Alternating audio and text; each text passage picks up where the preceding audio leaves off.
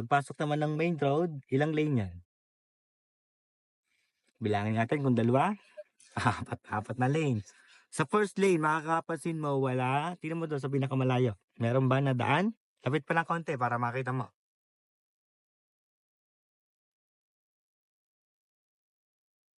Meron ba sa first lane? Wala. Second lane, wala. Kaya meron sa second lane. Sa first lane, pwede kang pumasok sa first lane. Wala. So, full ka mo ng right dito. Full. Okay, wala ulit sa first lane. Okay, dito ka lang sa first lane. Balik. Mamaya ulit ang isa. Pag mamaya isa, dito ka lang sa lane. No? Ang kamay mo, wag mag-e-X.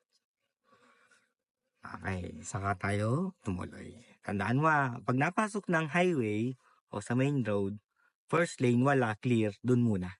Huwag yung pasok ng second lane agad. Yes ka na. Yun ang pinaka-safe. Tayo magko-cross, tayo maghihintay. Silang priority. Gas, straight muna.